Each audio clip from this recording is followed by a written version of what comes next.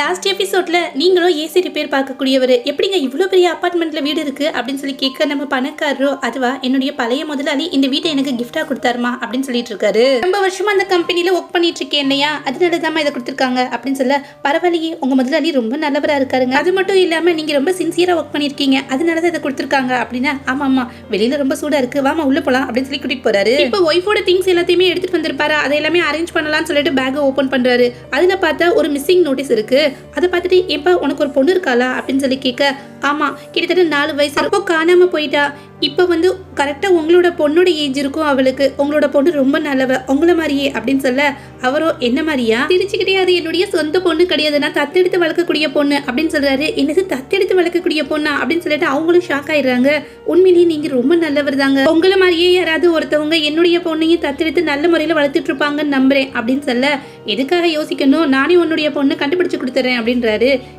நீங்களோ வந்து ஒரு ஏசி ரிப்பேர் பண்ணக்கூடியவர், நீங்க எப்படி இங்க கண்டுபிடிப்பீங்க அப்படின்னு சொல்லி கேட்க, இங்க பாரு எனக்கு நிறைய ஒர்க்கர்ஸ் தெரியும் அதனால அவங்க மூலியமா கண்டுபிடிச்சு கொடுத்துறேன் அப்படின்னு சொல்லிட்டு தன்னுடைய அசிஸ்டன்ட்டுக்கு ஃபோன் பண்றாரு. நான் வந்து ஒரு மிஸ்ஸிங் நோட்டீஸ் அனுப்பிச்சு வைக்கிறேன், கிட்டத்தட்ட ஒரு 1000 காப்பி எடுத்து சிட்டி ஃபுல்லாமே ஓட்டிடு அந்த போட. அவனும் வந்து சரிங்க சார் அப்படின்னு சொல்லி ஒத்துக்கிறான். அந்த அம்மாவோ வீட்டுல சமைக்கிறதுக்கு எந்த பொருளும் இல்ல, அதனால பக்கத்துல இருக்கக்கூடிய சூப்பர் மார்க்கெட் போய் வீட்டுக்கு தேவையான பொருட்கள் எல்லாத்தையும் வாங்கிட்டு வந்துடுறேன் அப்படின்னு சொல்ல, அவரோ சரிப்பா உன்னுடைய அக்கௌண்ட்டுக்கு நான் கொஞ்சம் அமௌண்ட் போட்டு விடுறேன், உன்னுடைய பையன் வீடு பக்கத்துல தானே இருக்குன்னு சொன்னேன், அதனால கொஞ்சம் டைப்பர்ஸும் பால் பவுடரும் வாங்கி கொண்டு போய் அவங்களுக்கு கொடுத்துட்டு வா அப்படின்னு சொல்ல, அவளோ சரி ஆனா என்கிட்ட மணி இருக்கு நான் அதுலயே வாங்கிக்கிறேன் நீங்க எந்த அமௌண்ட் போட கிளம்பிட்டு அவரும் ஆச்சரியமா பார்த்துட்டு இருக்காரு. இன்னொரு பக்கம் பால் பவுடர் வாங்கி கொண்டுட்டு போய் தன்னுடைய மருமக கிட்ட கொடுத்தா, அவளோ உங்ககிட்ட பால் பவுடர் நான் கேட்டேனா, இவ்வளோ சீப்பானதை என்னுடைய குழந்தைக்கு நான் கொடுப்பேனா என்ன, எவ்வளோ எக்ஸ்பென்சிவா வாங்கி கொடுத்துட்டு இருக்கேன், இதை கொண்டுட்டு போய் டாய்லெட்ல போடுமா அப்படின்னு சொல்லிடுறா. ஃபர்ஸ்ட் நீங்க வாங்கிட்டு வந்து இந்த குப்பையெல்லாம் எடுத்துட்டு வெளியில போங்க அப்படின்னு சொல்லி கத்திட்டு இருக்க, இல்லம்மா ரொம்ப கவனமா தான் சூஸ் பண்ணேன், அந்த கடைக்காரன் கூட இது ரொம்ப நல்ல பால் பவுடர்னு சொன்னா தெரியுமா அப்படின்னு சொல்லிட்டு இருக்க,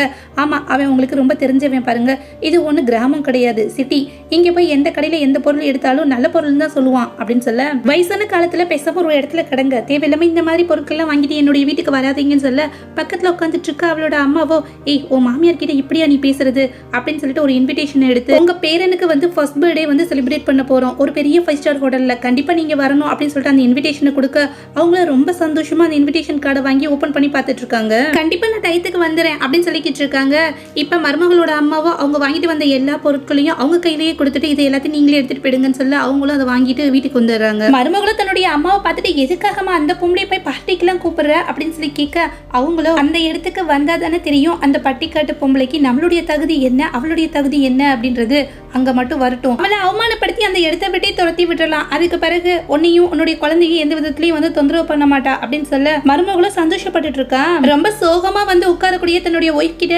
இனிமா வாங்கின பொருள் எல்லாத்தையும் திரும்பி கொண்டுட்டு வந்துட்ட அப்படின்னு சொல்லி கேட்க, அதுவா என்னுடைய மருமக கிட்ட நிறைய வந்து பால் பவுடர் இருக்காங்க அதனால நீங்களே கொண்டுட்டு போங்கன்னு சொல்லி கொடுத்துட்டா அப்படின்னு சொல்ல, பரவாயில்ல நிறைய காசு போட்டு வாங்கிட்டோம் இல்லையா அதனால அதை நாமளே யூஸ் பண்ணிக்கலாம், நீங்களும் ஒர்க் பண்ணி ரொம்ப டயர்டா இருப்பீங்க, இருங்க நான் போய் உங்களுக்காக வந்து பால் கலந்து எடுத்துட்டு வரேன்னு சொல்ல, அவரோ ஏய் கொஞ்சம் இரு, நான் உன்னை கல்யாணம் பண்ணிக்கிட்டது எனக்கு நீ வேலை பார்க்கணுன்றதுக்காகவா என்ன, நான் போய் கலந்து எடுத்துட்டு வரேன் அப்படின்னு சொல்லிட்டு ரொம்ப கியூட்டா 2 கப் நிறைய வந்து பால் கலந்து எடுத்துட்டு வராரு. அந்த அம்மாவும் அது சின்ன குழந்தை மாதிரி உதடெல்லாம் படுற மாதிரி குளிச்சுட்டு இருக்க, ஓஹோ உன்னுடைய பேரை மட்டும் இதை பார்த்தான்னு வச்சுக்கோயேன், என்னடா நம்மளோட பாட்டி நம்மள மாதிரியே வந்து குடிச்சிட்டு இருக்காங்களே அப்படின்னு சொல்லிட்டு உனக்கு கிண்டல் பண்ண போறான்ப்பா அப்படின்னு சொல்லிட்டு கட்சிப் எடுத்து அவங்களுக்கு தொடச்சு விட்டுட்டு இருக்காரு. இப்ப சிரிச்சுட்டே அந்த கட்சிப்பை வாங்கி தொடச்சிட்டு இருக்கவங்க, நாளைக்கு என் பேரனோட பர்த்டே அதனால ஏதாவது தங்கத்துல சின்ன ஒரு காப்பு மாதிரி வாங்கணும்னு ஆசைப்படுறீங்க அப்படின்னு சொல்ல, அதுக்கு என்ன வாங்கிட்டா போச்சு அப்படின்னு சொல்லிட்டு லீ குரூப்போட ஒரு பெரிய ஜுவல்லரி ஷாப் சிட்டிக்குள்ள இருக்குமா அங்க கூட்டிட்டு போறாரு. அந்த அம்மாவும் அங்க இருக்கக்கூடிய சேல்ஸ் கேர்ள் கிட்ட, என்னுடைய பேரனுக்கு நாளைக்கு பர்த்டே அதனால தங்கத்துல ஏதாவது காப்பு மாதிரி காமிக்க முடியுமா அப்படின்னு சொல்லி கேட்க,